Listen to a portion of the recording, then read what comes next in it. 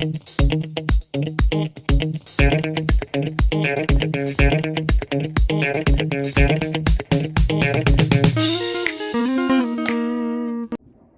there, it's me again.